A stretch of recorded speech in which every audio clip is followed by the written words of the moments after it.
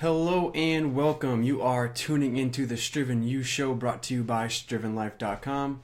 I am your host, Nick Rizzo, and I am a success addict. Now, what does that mean? Well, at a certain point in my life, I gave up on letting the world dictate my life and started to commit to myself and commit to success, from self-improvement to relationships to health, wellness, business, and beyond. Growth, improvement, and success are all at your fingertips, and it is time to take back control, to live a life where you are driven to consistently strive for success in all aspects of life, every day, to build a better you, a better life, a striven life. And on this show, I will take you on that journey with me, where success is not only the goal, but my duty and obligation. What's going on, guys? Episode number 4 here. Excited to get into it today. And today we are talking about, well, the episode is called Mind Over Matter, saying F you to social anxiety and growing through it, right? So I'm going to be talking a little bit about my own experiences, but you'll be able to walk away today with just a kind of maybe a little piece of information that can help you approach your anxiety, your social anxiety, or even just your fears in general, in a different light. And hopefully that can kind of help you kind of push through these situations and grow from them, rather than hide from them and be scared and have fear towards these things, right? So anxiety is a big deal. It affects 18.1% of all adults. And the age range, I think, is from 18 to 54 in the US, which comes down to about 40 million people. That's crazy. 40 million people. Right? And I would argue, after my experience as a middle school and high school teacher for 4 years, that this percentage is probably higher in the youth. In the age groups of 9 to 17, because a severe amount of my students had anxiety at different levels. And it's a prevalent issue in our society. And no matter how it affects you and what triggers it to come up for you, we all know the paralyzing feelings that comes soon after when that anxiety hits. So for me, I had social anxiety, all right, for a great deal of my life. I still do now sometimes. Whether it was going to college with no new friends from Revere. Hey, what's going on, Josh? Going to college with no new friends from Revere, or if I was joining new clubs, going to a party, meeting new people, having to work with new colleagues as a teacher, or going to grab drinks with teachers, or even my wedding. Social anxiety reared its ugly head and really held me back from being fully myself in these situations. And I remember this one day where it kind of, my whole mindset and perspective to it changed. I was going to meet up with some teacher friends after school to grab some drinks. And, I sat outside of this place for about 20 minutes fighting with myself, thinking of potential excuses I can make to just get in my car and drive home.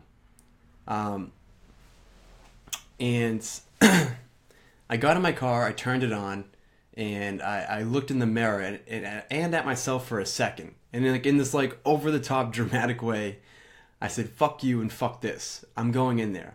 I'm going to have fun, and I'm done making excuses. I was sick and tired of social anxiety, new social situations, invoking this massive amount of fear into me. That was holding me back from just being myself, being with other people, and enjoying things, right? So I got up, and again, I'm on this big dramatic move right now. So I got up, I slammed my door shut, and I began walking to go in, as if I kind of just told, some asshole off with this feeling of pride, like I really told him, and I'm really just yelling at myself. And I walked to go in as if I walked in and I ended up having this absolutely epic night with these teachers. And I ended up forming a lot of really strong friendships and relationships with these people.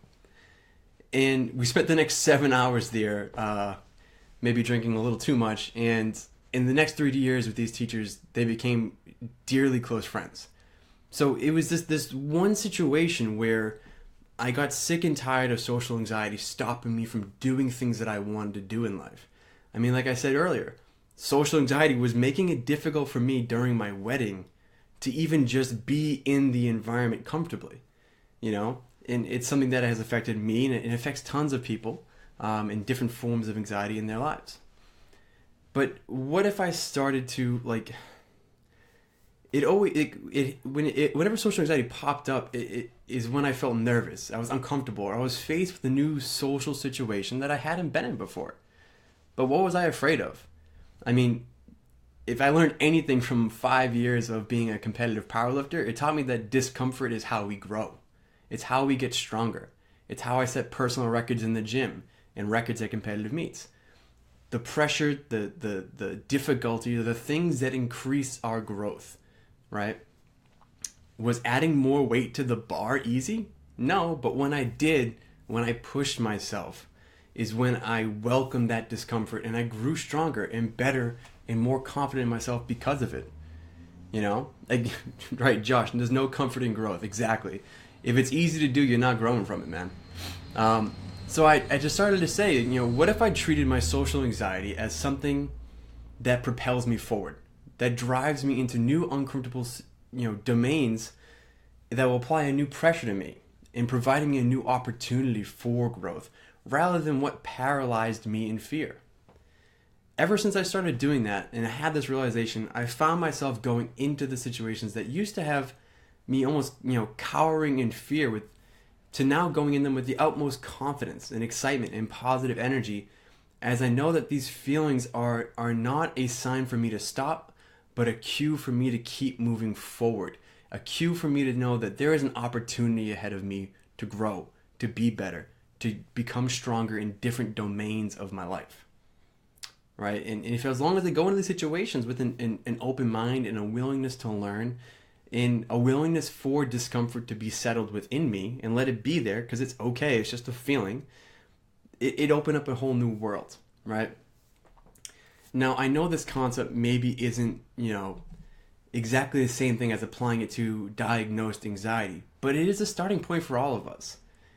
If you have anxiety, those voices, they pop up in your head and they tell us we shouldn't do this, or we're not good enough, or this is difficult, we're not capable. What if they don't like us? What if we say something stupid? What if I fuck something up? Starting to use these signals that pop into our heads to yourself to respond with that kind of confidence, saying, you know what, challenge accepted. What if I go in here and something happens? What's the worst thing that could possibly happen? I accept that challenge, that fear that's popping into my head, and push forward and push those doubts out of your head. Go in there with confidence, as no matter what happens, you will come out the other side having experienced something new, learned something more, and became stronger, smarter, or better in some form of way. Fear is a funny thing. Fear is not real, right? Fear is our own perception to what is in front of us. What this thing is only what it is. So, for example, like I said earlier, and that's in the example that I had was, I had in front of me the opportunity to enter into a bar and meet and hang out with new colleagues and make new friends. That's all that was, but it was my fear that was paralyzing me of that social anxiety, that new social situation. And that's all that fear is. It is your perception. So you can either choose to allow fear to put you back, to cower, to kind of hide yourself, or you can choose fear to be something that excites you, right? It's something that is, there is something scary about the situation, and you're going to go embrace it. Be excited about it. Learn something new. Challenge yourself. It's either you use them or one of two ways. So next time when that cue of fear or anxiety or whatever it is, self-doubt, whenever that pops up into your head, you're going to say, challenge accepted. Fuck you and fuck this. I'm going in there and I'm going to enjoy myself. I'm going to be better because of this. I'm going to experience something new because we only have one goddamn life. So what are you waiting for? What are we all waiting for? All right. Well, guys, I know this is kind of a short episode today, but it was something that having heard some feedback from some people in the group and in our email list, it was something a couple people were talking about, and it really resonated with me what they were saying, and I felt the need and compelled to share this today because of that. And for anyone else who suffers with some form of anxiety or fear or whatever it may be, All right, just know that you are enough, that you are capable of doing this, and whatever those voices in your head when that fear or anxiety pops up, just know that that is just because of your perception. Push those out of your head, accept the challenge, and enter with excitement and enthusiasm and an opening willingness to grow into your discomforts. All right, that is it for me today, guys. Nick Rizzo, strivenlife.com.